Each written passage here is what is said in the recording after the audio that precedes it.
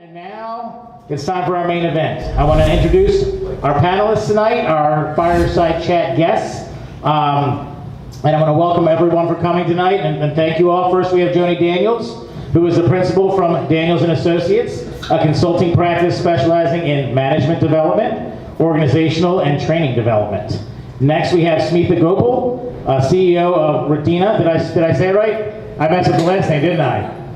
Yeah, so Smitha Gopal at Rendia. At Rendia, I messed up everything. They're an educational software that blends stunning clinical artwork with interactive technology to help medical professionals and patients understand each other better.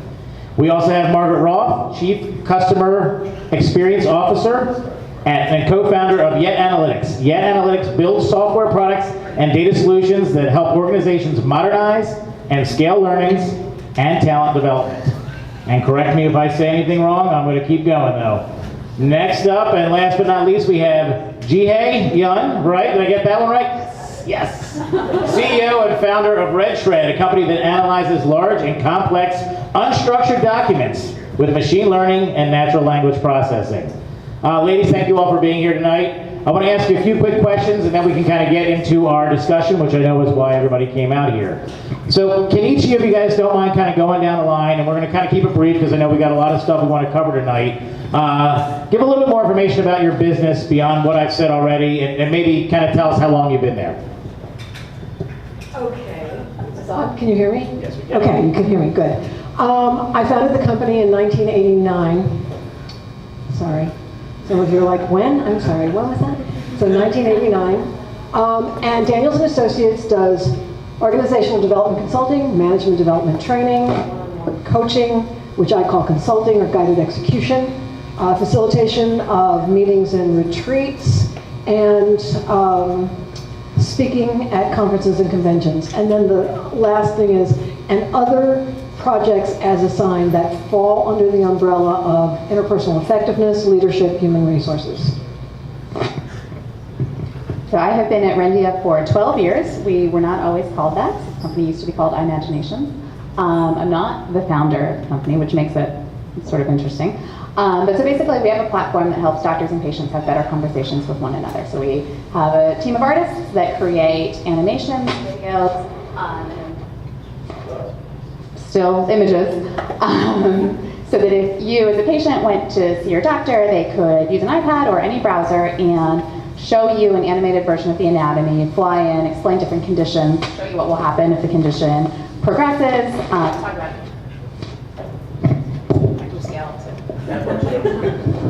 talk about different treatment options, and then send you an email with a narrated video so that when you get home and your spouse or other family member says, so what did the doctor say? You don't have to say like, I think I'm supposed to go back. I don't know that. I don't really know.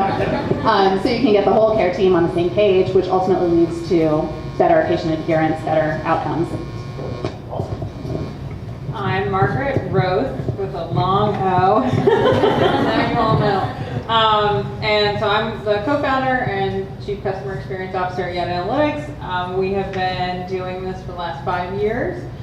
So we basically help organizations take all their data from a whole bunch of different places about their employees, kind of how they're learning, how they're working, how they're performing, how they're interacting with each other, and turn that into valuable insights, mostly in corporate learning and development, defense, and some in education as well.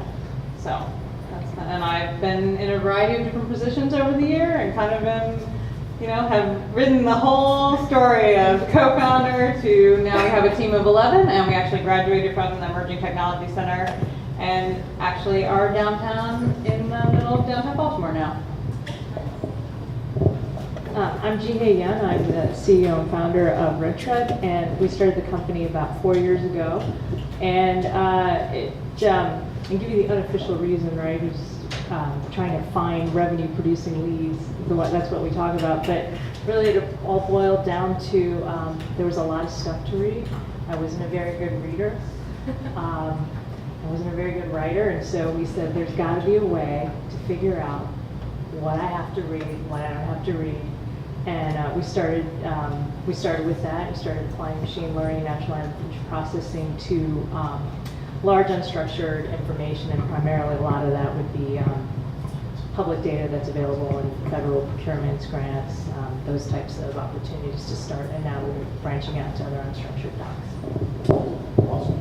Thank you, guys. So I wanted to get, before we get into our discussion, I want to get a little bit of background on your journey. I mean, I know you guys told me about your company and a little bit about maybe some of the positions you've been there, but can you tell us, maybe what you were doing before you were at your current companies and what made you either want to start or run your business? And Smitha, I'm going to start with you because, like you said, you're the only one who didn't start the company. So let's kind of go through maybe your journey of what you were doing, what brought you into the company, and how you kind of got to the point now of CEO. Okay, I'm gonna oh, it works. Yeah. So I graduated, my undergrad was in finance, and I moved to Baltimore because I took a job at a boutique M&A advisory firm. I worked there for 2 years and then I was done, like most people that do investment banking right out of school. So I wanted to move to an operations role, and I was actually very pleasantly surprised when I found Imaginations because it blends two of my passions that my parents are still disappointed I did not pursue professionally. So one is computer science and the other is being a physician. I think they're over it, maybe. We're working on it. It's a process.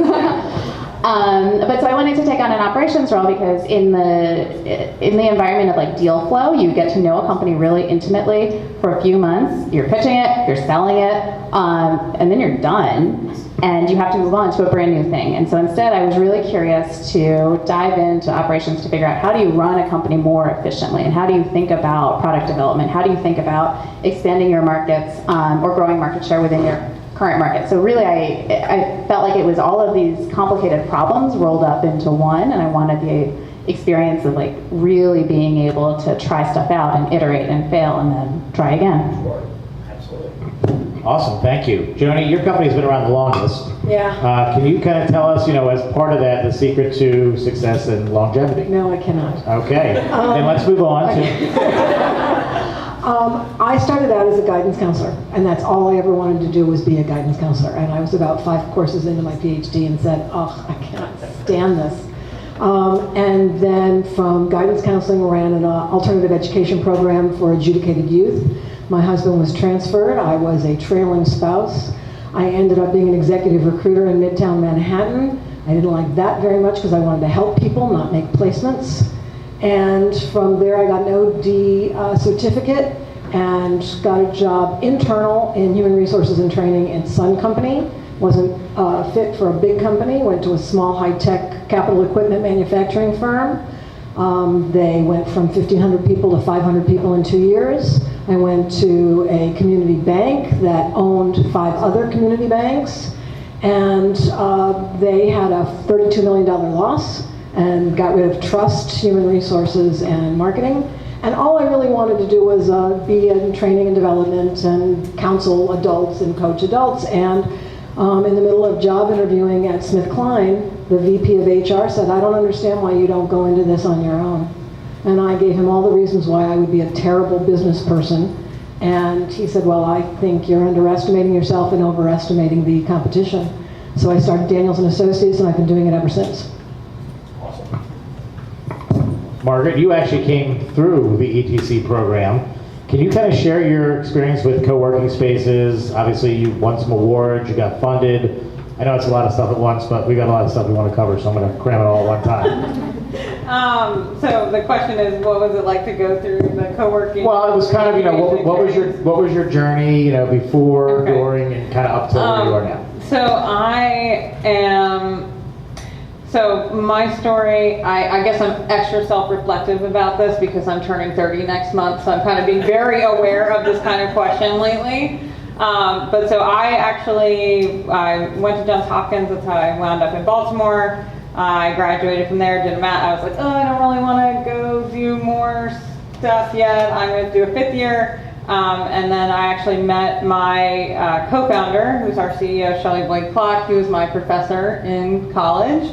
He was like the cool, hip adjunct professor, so, he was cool.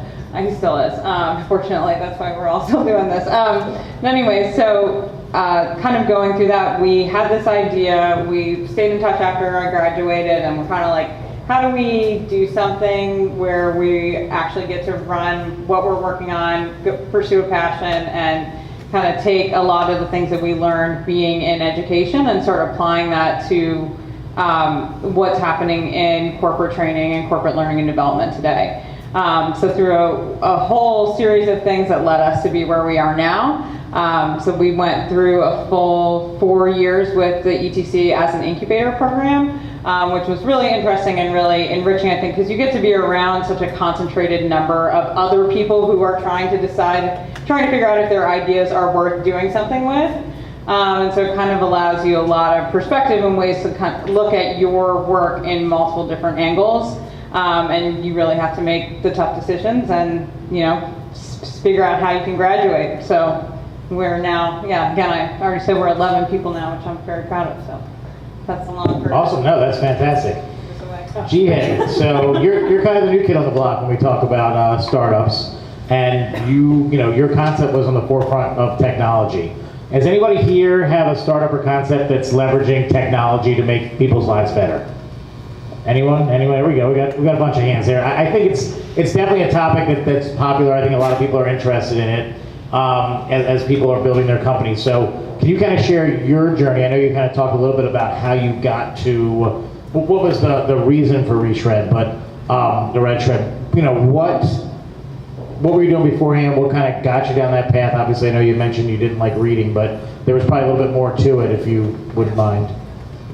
It's not that I don't like reading. I wish I loved reading. That's just physically very hard for me to do. And so prior to starting the company, I had started another one, and we started it, by myself, and we grew up to about, $4 million a year in revenue. So it's kind of small still, but in that process, we ended up having clients from National Geographic to the Marine Corps and Fox and stuff.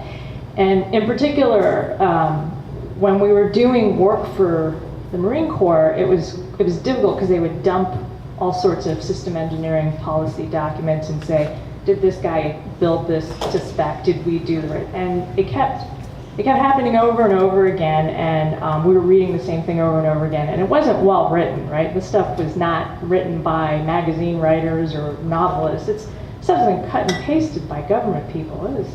It's like I tortured nuns in a previous life to have to read this, right? So that was part of the problem. And the other part is if you're trying to find new leads, you have to go and find and read these things, and most of it was just depressing. So we said, there's got to be a way to just do this. Like, there's just got to be a way not to have to read this stuff. Right. So it started off with just that simple premise, yeah.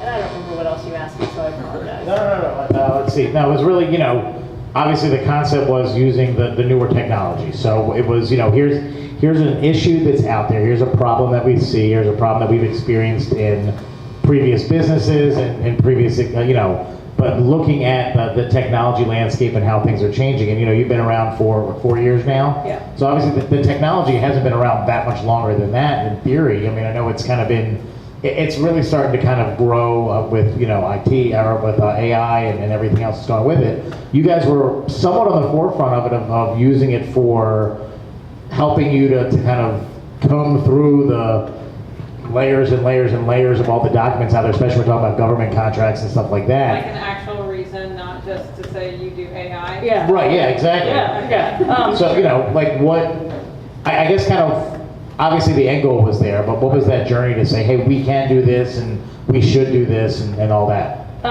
So to any of the people that are working AI is getting a lot of hype, and it's existed in some way, shape, or form since the 50s.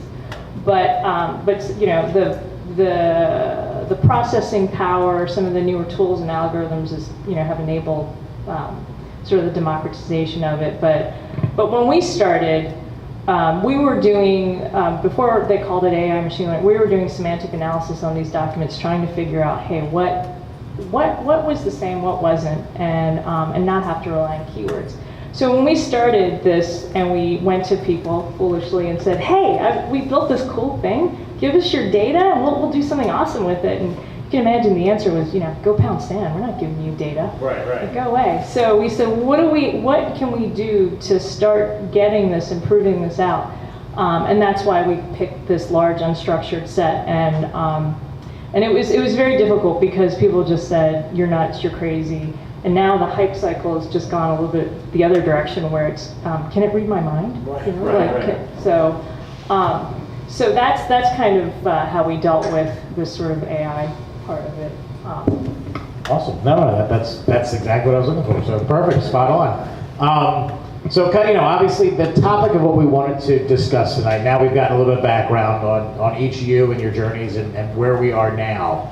And you're each kind of in different stages of the company and different ages of the company, but really what we want to know, and I think from the group here, what brought them out is, in your minds, what is the difference between surviving in an entrepreneurial world and making it? And I know you guys all, being at different life cycles and being at different stages have different definitions of it. So I guess kind of to start that conversation is, how would you each define surviving versus making it?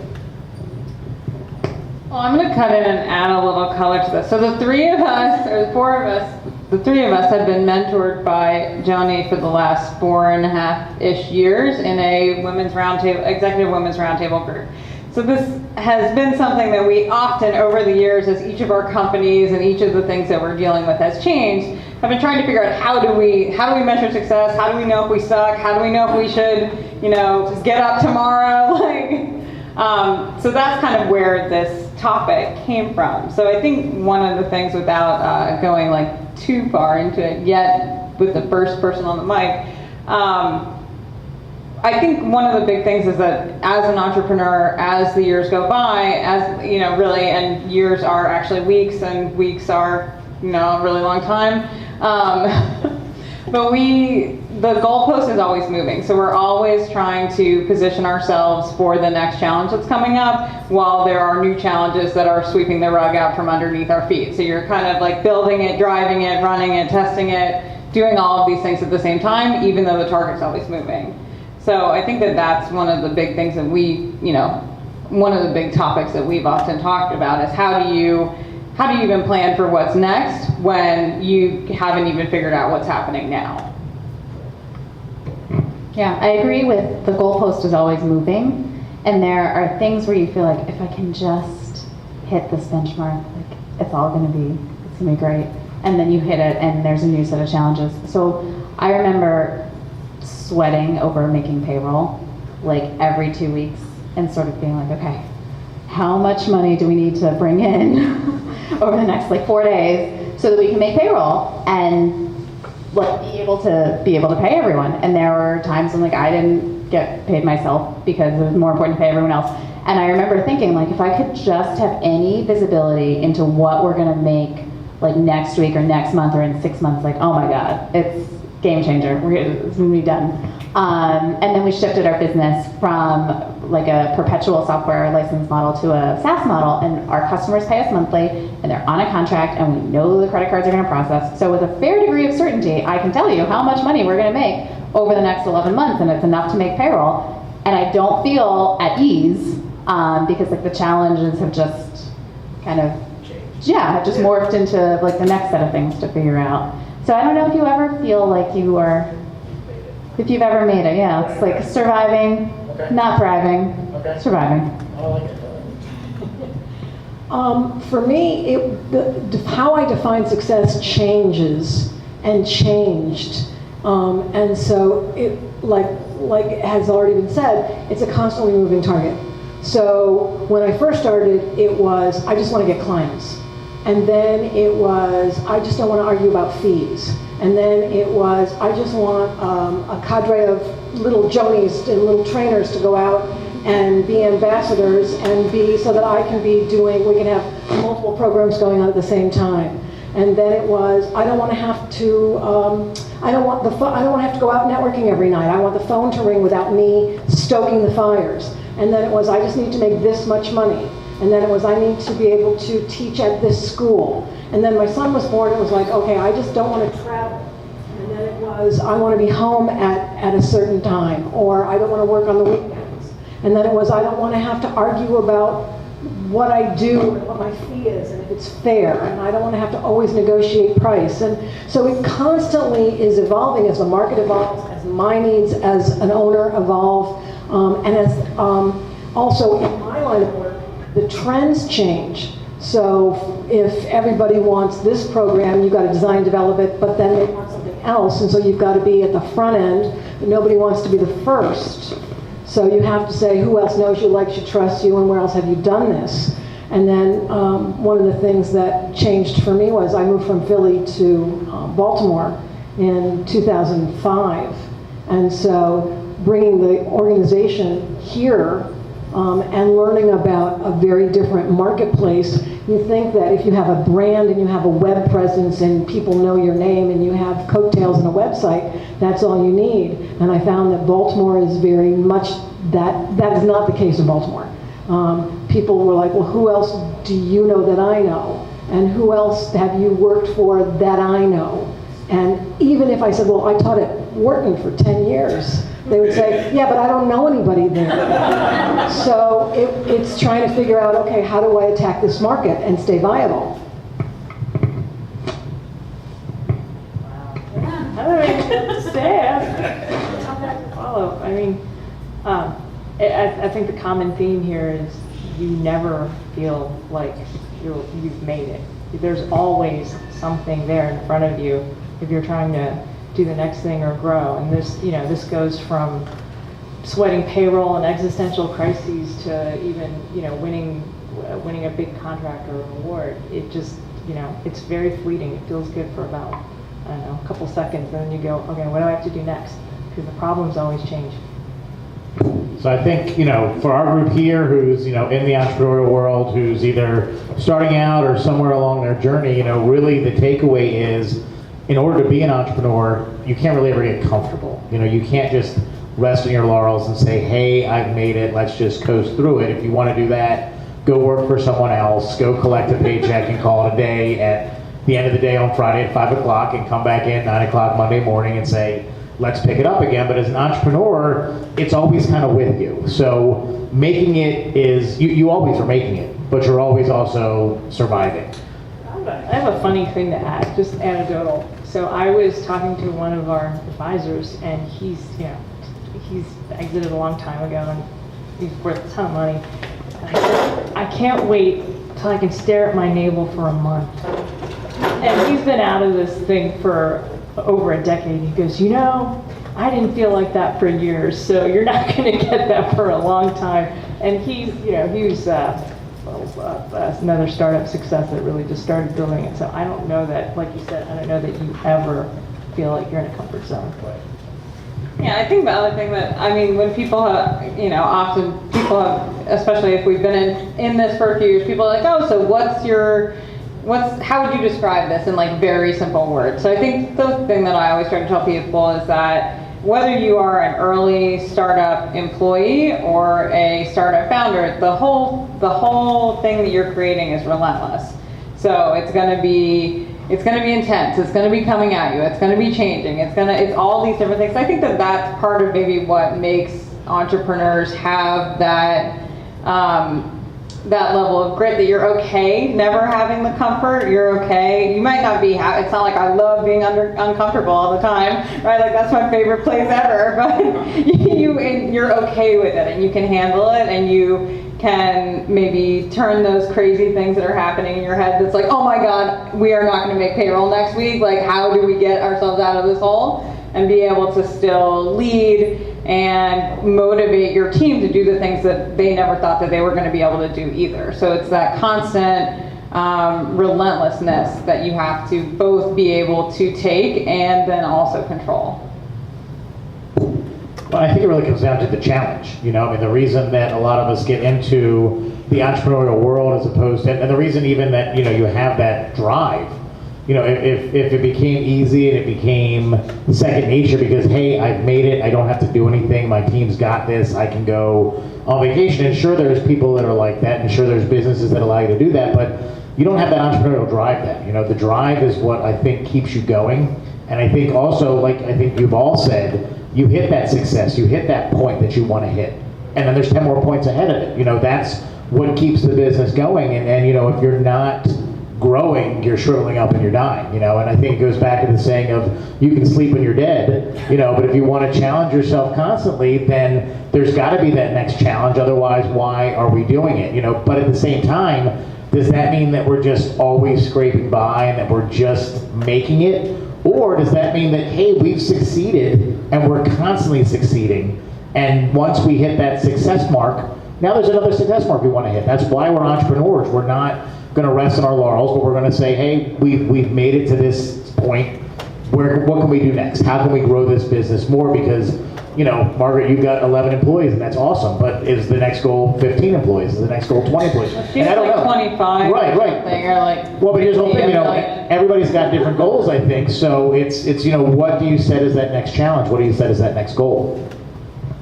That's not really a question, but I'm going to see if anybody has anything to say about that.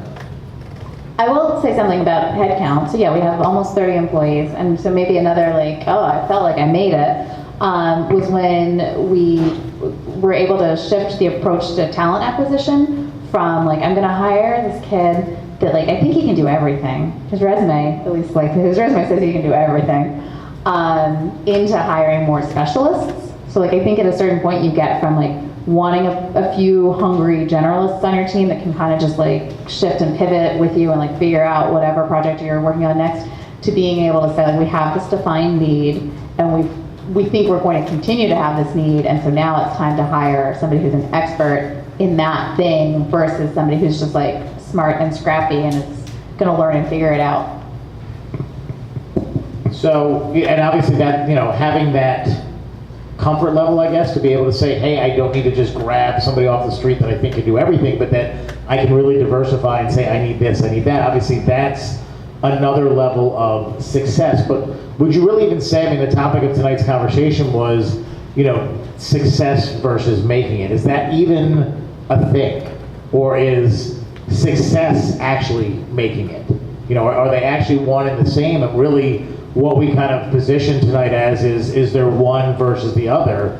Is that not even a conversation to have, but is making it a level of success?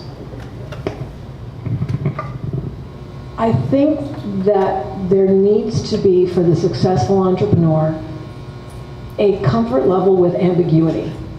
That you know that that's just part of the deal. And that you can keep your head about you and focus on whatever your vision is, whatever the mission is, keep everybody else calm, while you are also aware that things are evolving as you're trying to create structure.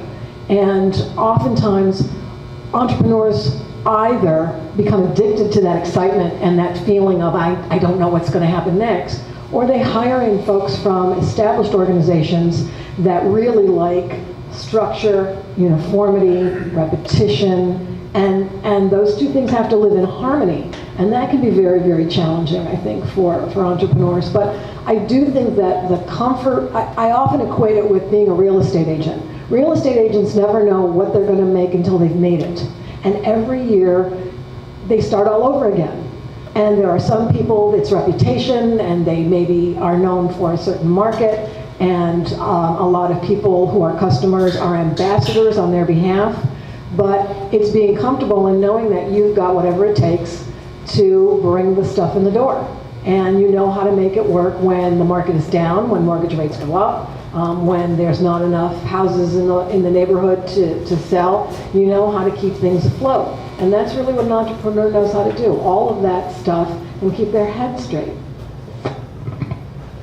So, and obviously the goal here isn't to scare everybody out and say, don't be an entrepreneur because you're never going to make it. Really, I think what we're talking about here, and what I think one of the big takeaways is going to be is, everybody has their own level of success. Everybody has their own bar they want to set. And I think, you kind of hit the nail on the head there, where there's really two ways that you can go. One of them being, hey, I love the challenge. I want to continue to do this and grow and challenge myself. But the other one is, which really kind of ties it into the whole point of Startup Grind, is there are resources out there. There are people you can tap, there are other companies that you can tap that you may be able to bring in there or partner with to make it a little bit easier to say, you know what, I've now gotten to a point where I can bring in these type of resources, or I can partner with these companies because I have the income coming in that I can pay them to do some of this stuff that's going to take the pressure off me, make me successful, but not make me every day sweat payroll, not make me every day say, oh my God, what's coming next?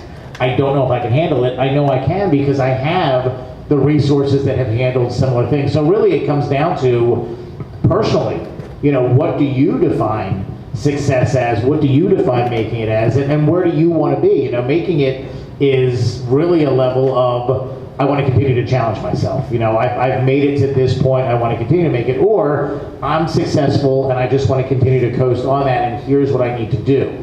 And I don't know, you know, in your situations, and really this might be hopefully another question I can ask you to keep this conversation going, is, you know, where you guys are now, do you see yourselves in a level of comfort and success? Do you see yourselves in still every day kind of making, I know you've said there was a challenge, there was a next challenge, there was a next challenge, but you personally, you know, based on your journey, based on where you are now, where do you feel you are and where do you see yourselves going? Well, to try to counter this, you're talking to effectively three CEOs, three co-founders. Like, we do, I think maybe it's this answer is different, obviously different for everyone, but you're in it to win it, or you wouldn't still be there, right? Like and we like having our own problems. Like every problem that we have, we did to ourselves. Like we got to choose this. Like this is here because of the super hard work that we put in, or the really great team that we built. So to me, it's like every time, I think maybe to spin the question as like, what are we really excited about right now? Like what are those next challenges that are exciting? I mean, for me, every time, like given that we also had those perils of being like, are we ever gonna make payroll? Or are we ever gonna close this big deal? Being able to say, every time that we hire another person, that is like the biggest win in the world to me, because I think that as a company and as like we are a team and we're playing to win, and we're playing really, really, really hard to win. And that means we have an incredibly high bar for the people that we want to bring on and the resources that we want to build and put into them. So every time we have the opportunity to actually add to our team, that's a huge success. And it's always then very excitedly, when's the next time we're going to be able to add someone great to our team to keep playing? So it is head count. Yeah, maybe it all comes back to head count. I don't know. Anybody else have, you know, I think Margaret, you kind of hit the nail on the head too, is, you know, what is that next challenge for each of you? What is that next goal that you've all set? You know, and I think that's really good for our group here of, you know, as they're building their business and saying, okay, I've gotten to this point, what do I do next? Maybe hearing from you guys of you know, maybe a little bit more successful than they are, maybe not, maybe, I don't know where everybody is in their journey right now, but what's that next level of success? So for Margaret, it's you know, hopefully being able to bring in a really good candidate next, you know, but I don't know the rest of you where you guys kind of set that bar. Not everybody else. I'm at a completely different stage, but I will tell you that for me, success is, I call it just walk away willpower. I fired two clients. I fired two clients today.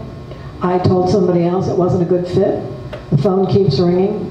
I wanted to take Fridays off. I can't take Fridays off because I'm busy. And for me, that's the goal. That the phone is ringing and I'm busy. And as long as that continues to happen, for me, the next stage is not having to educate people about how to use a consultant. That the people call me, know what a consultant is, know how to use me, know what the process is, and we don't have to argue about what I don't do.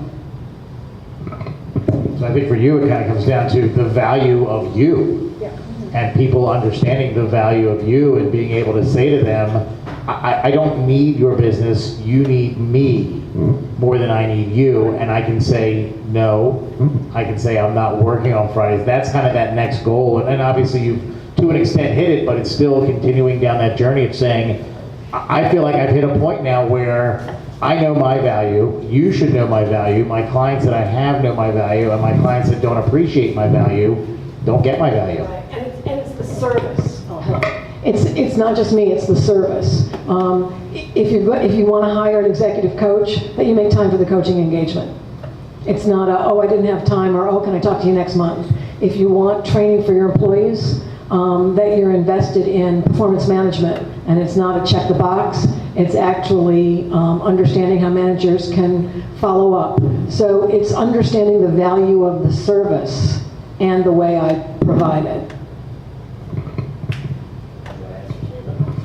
So the question is, what's the next? Well, yeah, what's the next big benchmark? In your journey, where you are now, Yeah. what do you consider the next challenge, the next success level, the next I've made it level, however you want to phrase it? So it might be like 4 levels ahead, but whenever I tell people what we do, every single person says, oh my God, I had this thing happen to me, or it happened to my mom or my cousin or whoever, and we went to the doctor and it was so confusing and there was so much anxiety and we totally didn't understand what they were talking about, and it was just like a very tough experience because that provider communication was either non-existent or had a ton of medical jargon.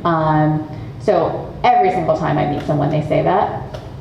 I have met like 2 people in total who were like, yeah, I think I saw your videos. My doctor used them, it was really cool. So for me, that's the next challenge, right? Like, we should be standard of care for every provider and for every patient experience. And we have a long ways to go. But it's, obviously the problem is being recognized, and now it's, hey, we have a solution, why aren't you guys realizing Why are you adopting? And obviously that is, and I think that's beyond you. I think that's, with a lot of companies that are out there, that's a great level of success of people saying, hey, we all have this problem, and you have the solution, why aren't we all having the solution? Why do we still have this problem? Yeah, I think first when you're doing product development, your product sucks. And you want it to be good, and you have this idea in your head, and you wrote these recs, and it just sucks. And you show it to people, and it's super embarrassing, and then you're like, just ignore that didn't work, it's gonna work, like, this is just a beta, it's gonna be fine. And then you get, just a beta. Or you're like, oh, that's just the Wi-Fi, look over there, can I get you a drink?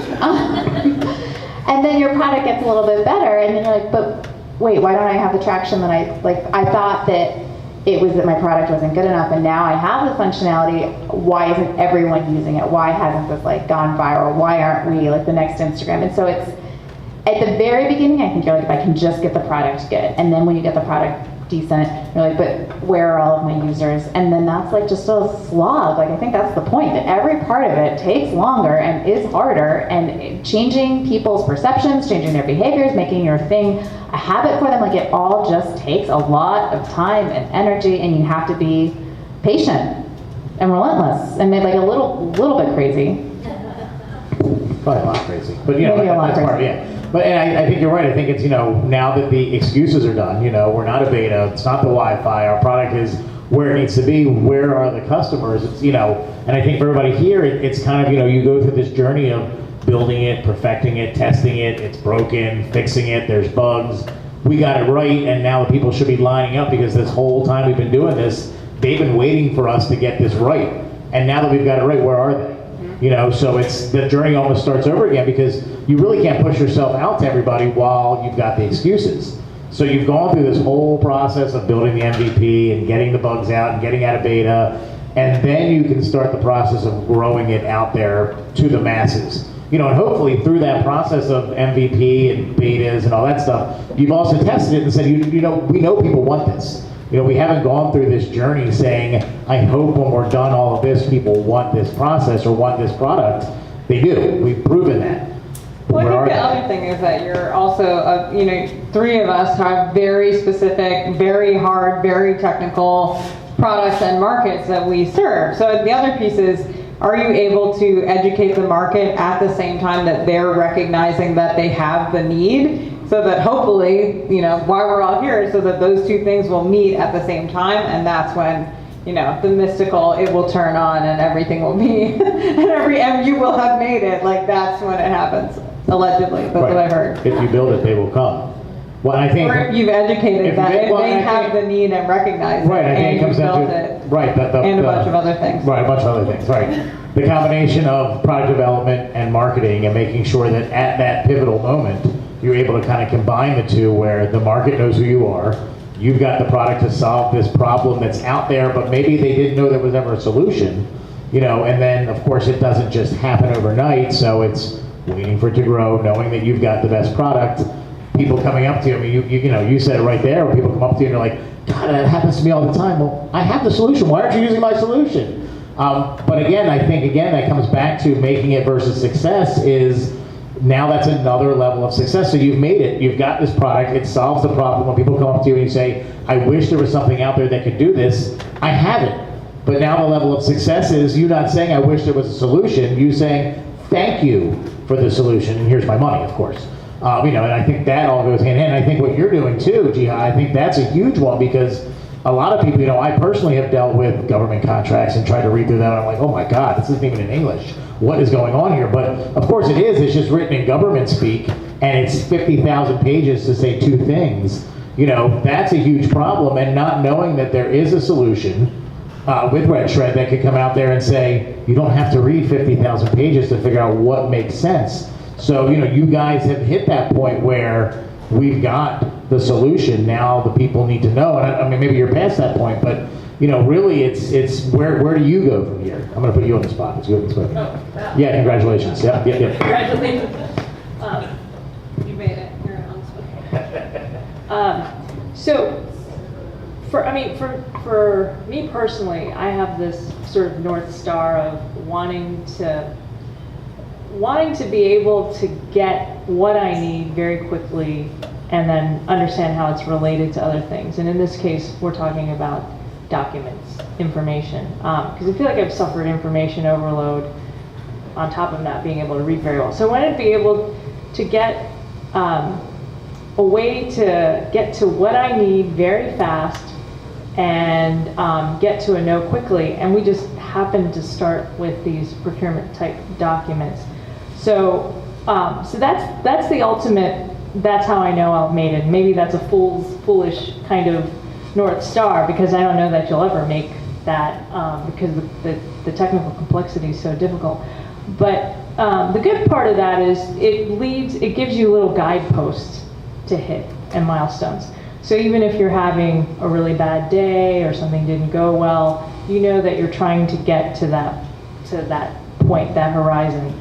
And you never quite get there, but you keep pressing forward. So for me, it's all very personally driven by the fact that looking at all this information, trying to figure it out, is something that I want to do personally, and that always changes. So I'm not the techniques and any of the sort of solutions or whatever we do happens to change, but that sort of, this is what I'm trying to do. That part doesn't. So I think that kind of brings me to maybe my next question, which, and I know we've talked a lot about expansion and growth and bringing in the right people. As the leads of these companies, as the CEOs at different levels, or as the experience officers, or wherever you guys are in the leadership roles of your company, do you look at your entrepreneurial journey as, I want to continue to do everything I'm doing now because I took this on, this is my mission? Or do you look at it as, and again, this comes back to success, as I grow in this role, I need to bring in more people that can take things off of my plate so that I can not necessarily have time away, although that may be one of the goals, but so that I can oversee more of the growth of the company. Do you see that as maybe a measure of success, that I can take some of the stuff off my plate and trust other people to do it because I'm now at a point where I can hire the right people? Or does your success still stay with you and that you want to keep as much close to you so that you can control it as possible? For me, you always have to be able to shut off the next bit of, the tasks or whatever it is, because you always have more work than people in a startup and in an entrepreneurial business. So if you're comfortable and you've got a lifestyle business and that's working really well, I think that's fantastic, right? I know some pretty wealthy people that do it that way, but I for the guys, for the gals here, like, I don't think that's what drives us. So to be able to like delegate those things and say, how are we going to get to this next thing that's right here, or way ahead of us? That's not possible to do. It's just impossible to do by yourself. Yeah, I think I'm obviously the like 100 millionth person who says a really good entrepreneur will hire really smart people, really great people at the things that they're really terrible at, and bring those people into the team. So I think, not that I'm saying that anyone here, anybody's terrible at anything. We're all good at things, everyone here. But that you have to be very self-aware and recognize what are the things that so for me particularly, I've had many different positions in our organization. I'm kind of a process setter upper. That's like my big skill set that I bring to the table. It's like I can take the stuff that's total chaos and be like, okay, here's the process for how we're going to put all this stuff and make it organized and then get it going. Not because it's perfect, but because it's going well enough that now someone else who's more specialized than me can take that stuff over and really turn it into a really great, high-performing system and component of our business. So it's being able to look across those different pieces and say, okay, I'm doing a good job at this point. We're like, let's say we're like 72% good. Like we're kind of there, we're above average. Now what's the next problem area that we can work on, and bringing in people who can then take the like mediocre, like kind of okay 72% that I did and turn that into like 150 million% good. So I think, like, yes, definitely, as you grow, you have to be able to delegate. If you can't delegate, you are dooming yourself to only being as good as, like, you are, and that's not that good. But I think also that as you grow, you have to start thinking about different things. So, like, something that I think about a lot more than I did 2 or 3 years ago is talent development. So both grooming and growing the skill set of people that already work for me, but then really thinking about, like, who are the people that we're going to hire next year or in 3 years or in 5 years. And I think that this is, maybe people in every city feel this way, but I think in Baltimore it's a challenge that we have, like particularly at the senior level. There's not the same kind of like depth of opportunity for senior people. So like we have been looking at hiring a senior director of sales. And it's hard to recruit that person from a different city because there are not a ton of other options either for that person's spouse, or if like things don't work out and we go out of business and then they need, like they uprooted their family and they live in Baltimore and now they need to go find another job. So I think that as you grow, if you are successful, you have to start thinking about different problems, and they start to become like more macro and more outside of your direct control, and you just have to figure out how you can contribute to that, like that bigger picture impact or that bigger picture improvement of the whole economy or the whole like tech ecosystem, and not just like your company's problems or your product development challenges. Yeah, especially in a place like Baltimore where we are not only fighting a narrative that was set by other people, but we are also have the opportunity to create our own narrative of what it's like to be here. So, not that we have actually had our first person that we recruited away from another place to come live here, which is super awesome. But that was really hard, and it's this. I know it sounds like such a small thing, but that was a huge victory for us to be able to get this awesome, very amazing person to move literally across the country to come be part of this team. So it's that we're fighting that, but we're also getting to reset the stage for that. Even that's why, like, I know it's Thursday night. You could be anywhere. So thank you for being here during Baltimore Innovation Week, right? Because everyone here is part of that story and changing that narrative. Well, I think, that's a great narrative. Joni, feel free to chime in. But really, one of the big things, and I know you made the move to Baltimore, so maybe you're a good one to kind of talk about that as well. But, what we're trying to do here at Startup Grind Baltimore is say, there's chapters all over the world. But we're focused on Baltimore, which has its own set of challenges. I mean, we're in the shadow of, especially in the Mid-Atlantic and the Northeast, we're in the shadow of some much, much, much bigger cities. And we've got a lot of negative press. We've got a lot of negative stuff in the media. We've got a lot of negative things on TV. There's not a whole lot of like, hey, let's go to Baltimore because there's all this positive stuff. There's homicide and there's, all the other stuff in The Wire. There's all this stuff out there where you look at like all the cool hip shows and they're in Chicago and they're in LA and they're in New York. What is going to bring talent? What's going to bring that top caliber people? Sure, they're here, and that's one of the things that we're trying to do with Startup Grind and with these groups like this is say, you don't necessarily need to bring them in from outside, but at the same time, you don't necessarily want to limit yourself to just the Baltimore talent pool. So as much as we'd love to say, everybody that you need is already here in Baltimore, and they might be, but that doesn't mean they're available. So you need to be able to bring them in from where they are, that they have the pedigree that you need, and it's not just you that you're selling. And Smitha, I think you hit the nail on the head where it's not just the person you're bringing in, it's their spouse, it's the lifestyle that they're going to bring in there, and what if things don't work out, what else is out there for them? And then they're not just moving here for work, they want to have a life, they want to have social. Does Baltimore offer that to them? Especially when you're looking at compared to a lot of other cities around here. So there's a lot of challenges, and again, we're talking about success, we're talking about making it, and we're talking about the challenges that come against that. So these are just kind of things to think about as you grow an entrepreneurial business here in Baltimore. And by no means am I saying hightail it out of here, because there's certainly problems in every city. That's just one of the ones you need to look at when you think about building your business here is, you're going to have a lower cost of living. You're going to have a lot of things that are benefits, but at the same time, you've also got to attract talent to come into what I think is a fantastic city. I've lived other places. I always come back here. I'm from here.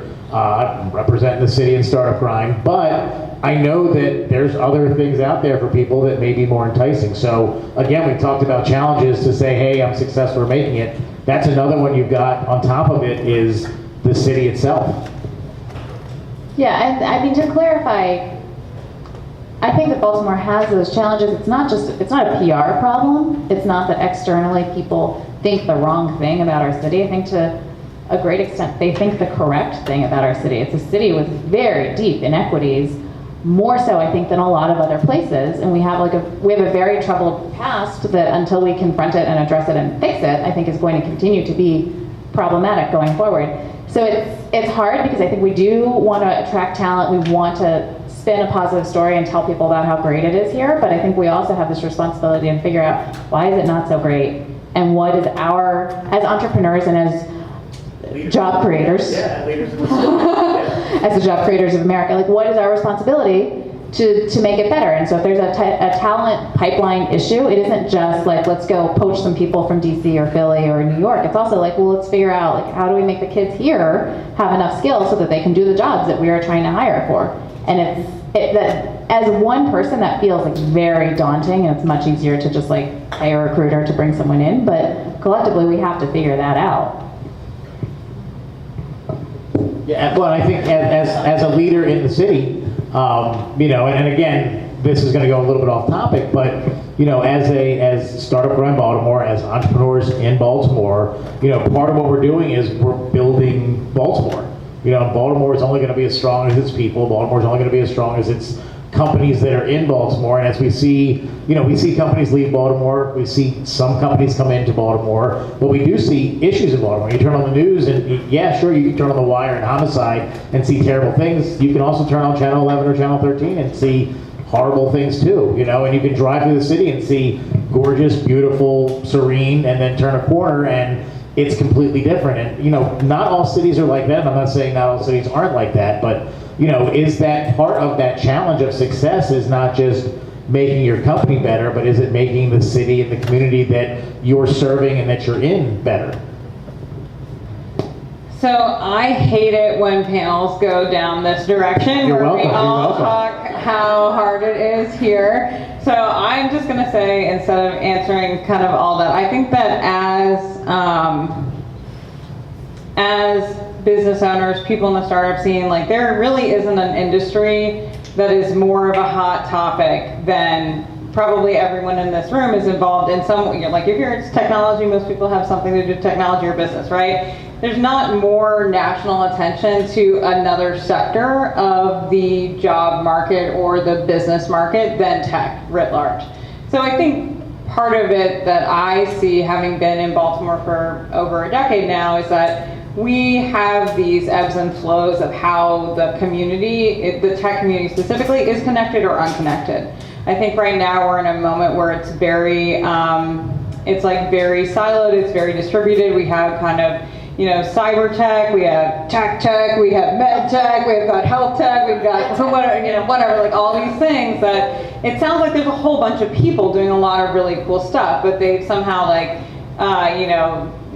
put up these walls or these distances or these barriers in between them that I don't necessarily say that I have an answer for how to fix that. But I think that what I'm trying to get at is that the collectiveness around this tech industry in our area is could become a loud enough voice and a strong enough presence to change, to have some of its own gravitational pull to change the way things are going in some places. So for whatever that's worth, take that as my opinion, having been here for a while. But I think my kind of ask for people is think about who you can go out to coffee with. Think about who you can introduce yourself to at an event because they're standing there and they don't know anybody. Reach out to them. Try to be more, think about, we are here because we want to build great businesses in our city, but we're also here because that starts with individual pieces of people coming together and actually caring about what's going on in other people's lives or at other people's businesses. So I think that's a big part of why all four of us are here, and we're very happy to be invited to, or pushed our way into getting to be on Startup Grind tonight.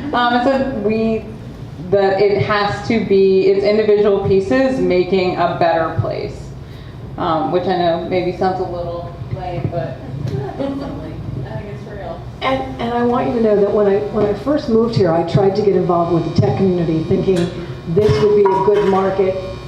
These are folks that could really use the services of executive coaching and training first-line supervisors and maybe facilitation of off-site retreats, and I couldn't get arrested.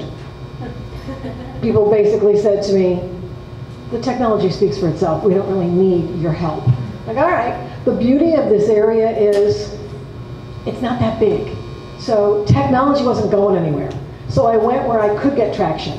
And if you think I look familiar, it's because I wrote a little column for the Baltimore Business Journal, the career coach, and I did Q&A. And I was on Channel 2 once a month for 2 years talking about how to find work and how to get a job and what the kind of skills you needed.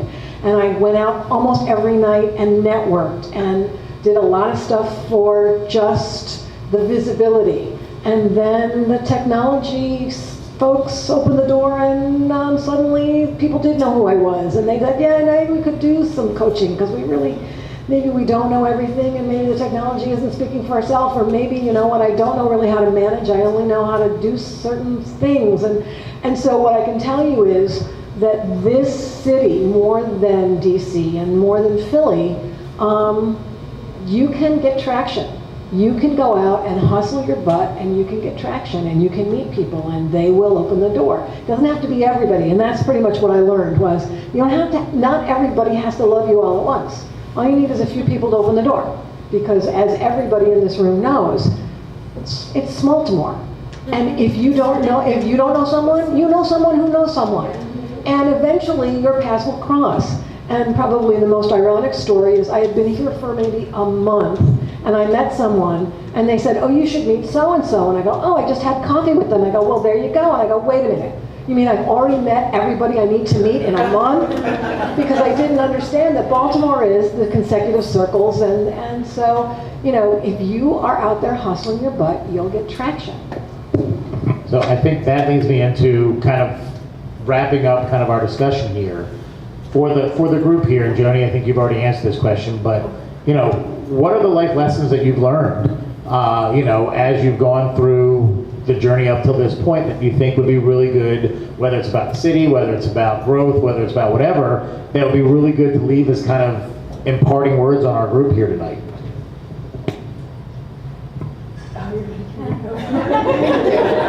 Yes. You're going first.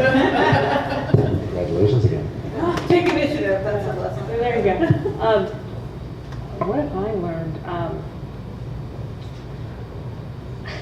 This is such a trite lesson, but it's don't quit, because at least for us, nobody believed us. Nobody believed us for a while, and we're quite misunderstood, and probably still misunderstood in a lot of ways. And it was just persistence and figuring out and this part I think is very hard, figuring out what to say no to and ignoring what sounds like good advice, because everything sounds like good advice because it's logical.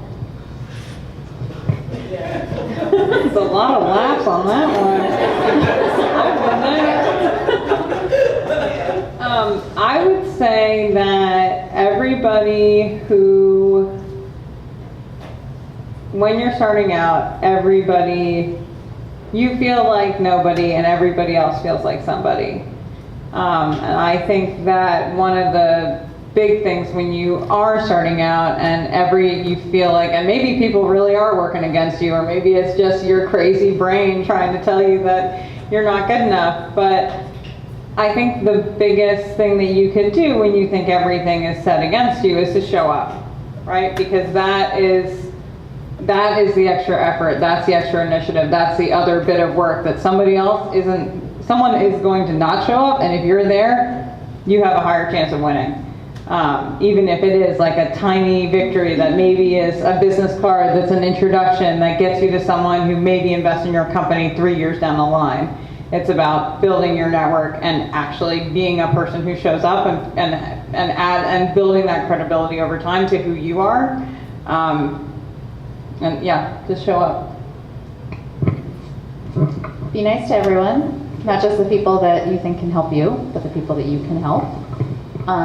Keep your focus super narrow. People will be like, oh, I love your technology, and then give you something that's sort of adjacent to the market that you're going after. Like, do not get distracted, even if there's some short-term cash potentially. Like, keep your focus narrow, do one thing really well, then you can do the second thing, then you can do the third thing.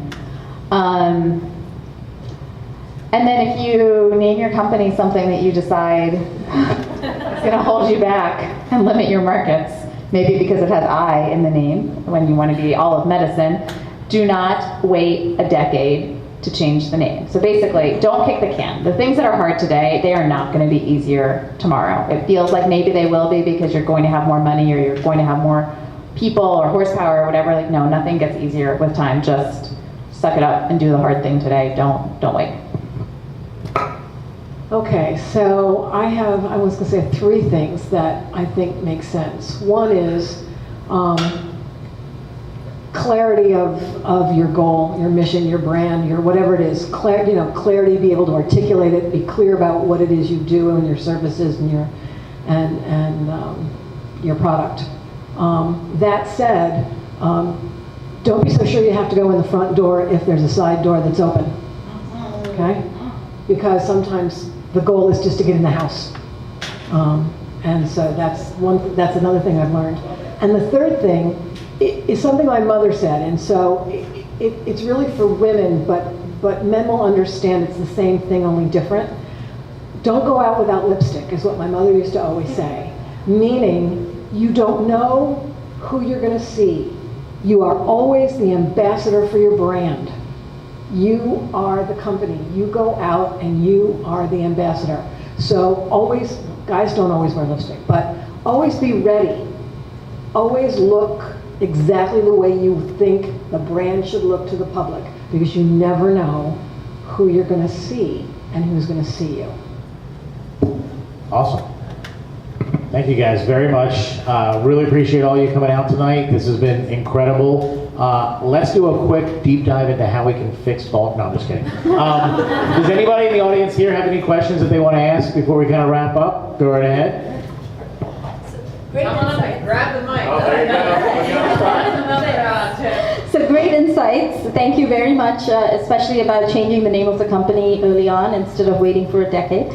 What advice would any of you have for someone who wants to fund their company? At what stage of their growth should they actually look at funding? Should they actually look at funding early on, or maybe a year into what they're doing? What would you advise?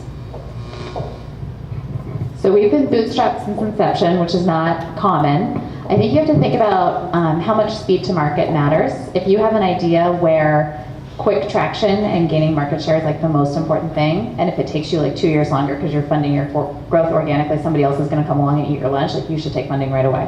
If you have the benefit I'm calling it a benefit now, the benefit of making your customers aware of this need that they haven't even articulated and how your product is a great solution for that need that they're not conscious of, then I think you have a little bit more flexibility, because it's less likely that someone else is going to come in and just like dominate the market. So I think you have to think about who your customer is and like how long that runway is before you're gonna kind of run out of time and space.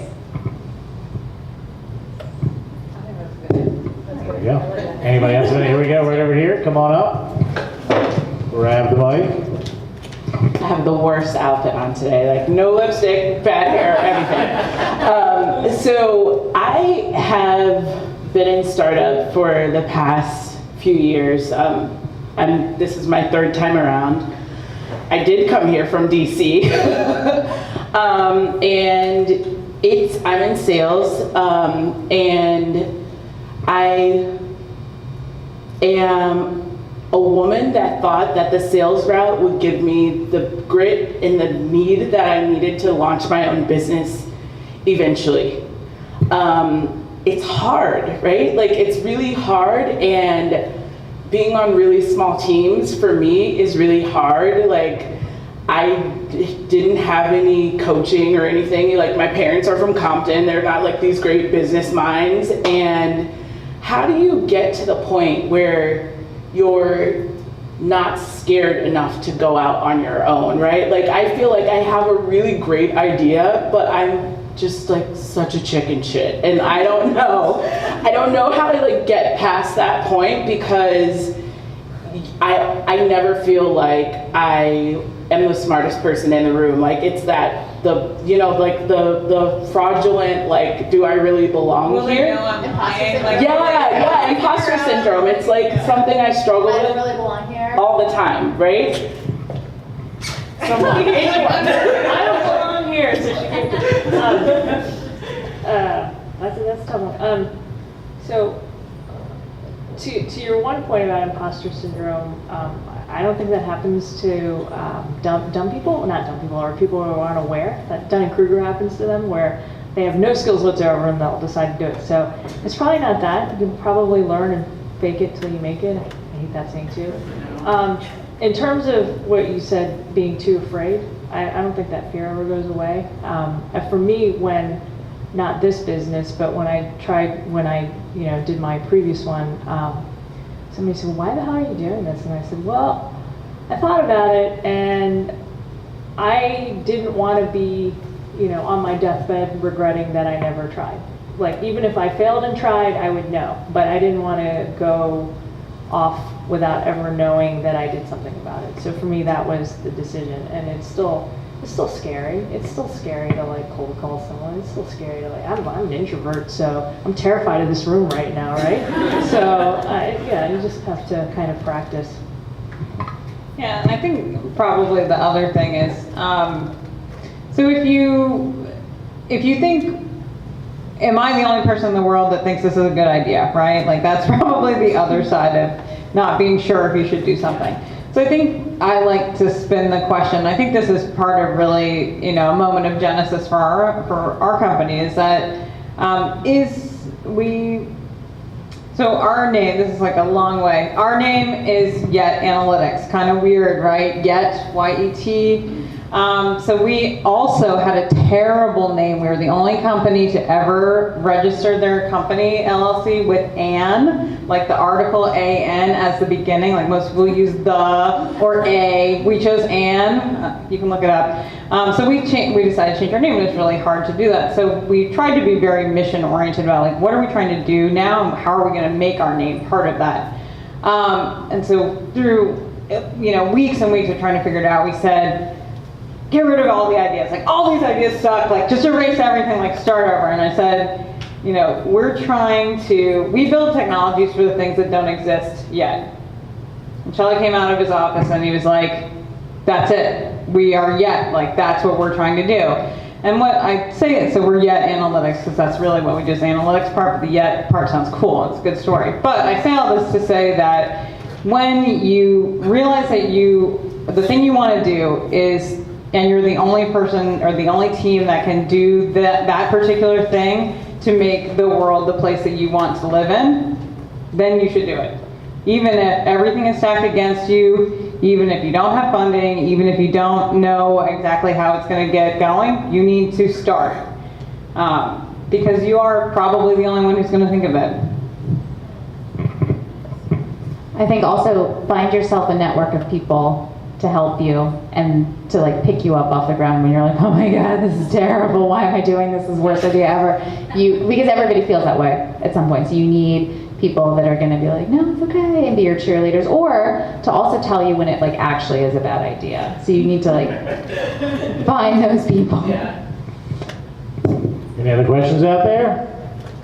Last chance. Got the panel right here. All right, thank you guys. We got one right back. Nope, go ahead. Come on up. So you gotta come get the mic. Yep, that's the rule. Part of the thing. Get on the mic. Can't hear you. So yeah, I'm in like my 4th career change. So I was surprised a little bit today was all the speakers were talked about services. None of them talked about a product or creating a brand, but I really physical product. Physical. Nobody today talked about a physical product. So I'm a product marketing guy, so that's what I do. But maybe it's my age. But like none of you talked about exit plan. I wasn't on this list. So I'm like, what's the goal if I made it? Well, I sold this little ski company that I started, and I cashed out to somebody bigger, and now I got my retirement. And then some of you are like, yeah, good to me. So maybe you don't think about that. But okay, good. So I just find that's kind of maybe it wasn't on your topic list, but like. What is an exit? Maybe it's a future discussion. Well, maybe that's another. How do you measure success? Is a way to measure success the exit plan, or when you're going to exit? Yeah, that would be. Yeah, there you go. You've made it when you're done. Whatever done is. When you're on the beach. Entrepreneurial mentioned he exited, probably over 20 years ago, and hundreds of millions. He's still like, I still don't feel like I could stare at my belly button. He was like, I'm just recently starting to feel that way. But yeah, we think about exit plans, and if we had advisors and investors, like unless they're kind of loopy, like they want to know the exit plan too. Yeah. Anyways, that just is kind of observation. Absolutely. We're on. I think maybe the closing point on that is I think we're all still really in it right now, and we're still building, we're still hiring people, we're still figuring out what that future that we all want to live in is now that we're still working on it. Well, part of the journey obviously is going to be the exit. We got a question back here.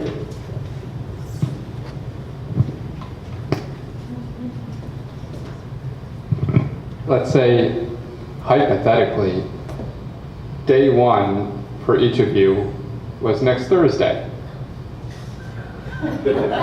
Hypothetically. What's one mistake or failure that you've had post day one that you would tell to yourself now in preparation?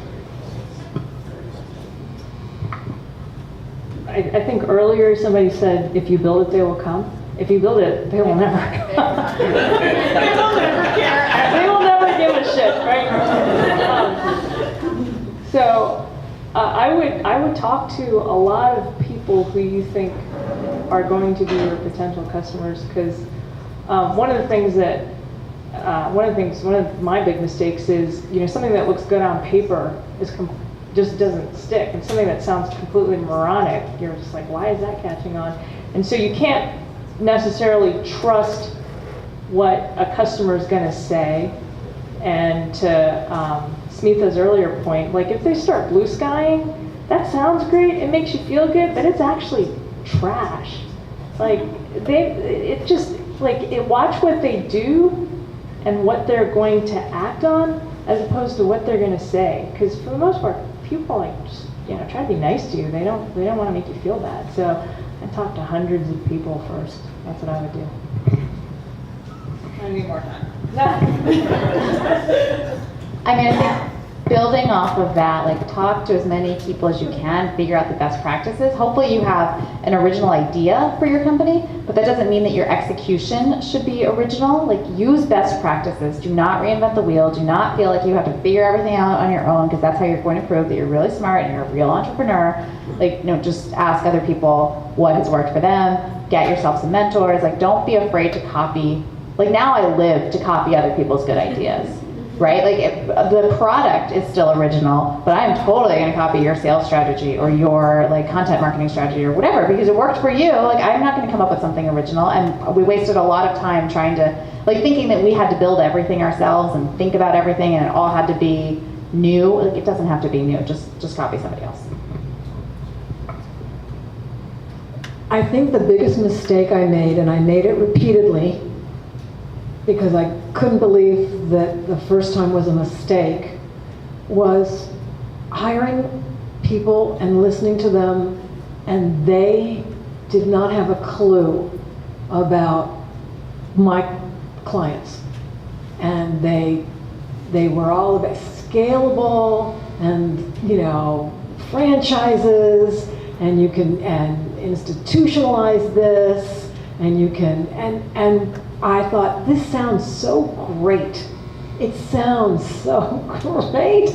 I'm going to do that. And I did the same thing when I moved here. I was like, I'm going to listen to your gut. You are smarter than you think. And it doesn't mean don't pay attention or don't stay organic or don't try new things. But if your gut is saying, why am I having such a hard time? Then ask someone that you really trust, a mentor or somebody who you really respect, why do you think I'm having such a hard time with this? Because it may not be just resistance. It may be because the person advising you is giving you bad advice and you're paying for it. And like I said, I learned it a couple of times, but I've learned it.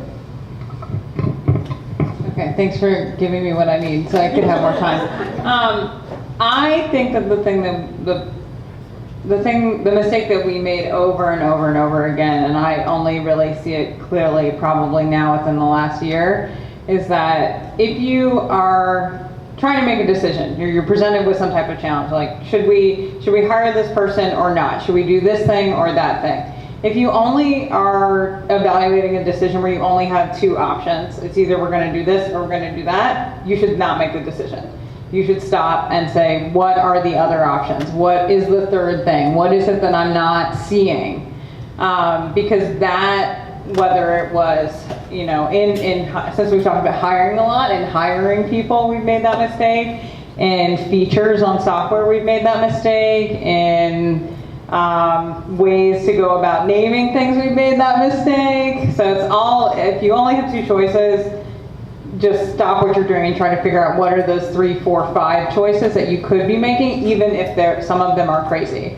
Because diligently going through that process of trying to figure out what are those other options will force you to truly evaluate the decision that you're making and actually make a well-founded choice whenever you do actually get to making the decision. Awesome. All right, I think we're going to wrap it up right there. So thank you guys. That's great final advice for everybody. I hope you got a lot of takeaways. Let's give a big round of applause for our panelists tonight. Thank you guys so much for coming out. Thank you guys all for coming out. Remember, we'll be back in November. Check out startupgrind.com/Baltimore. Thank you, Chris Vanderberg, for being our sponsor tonight. We really appreciate it. Check out Chris's website, vanderberglaw.com. He's at Spark Baltimore. And thank you guys all for coming out. Have a great evening.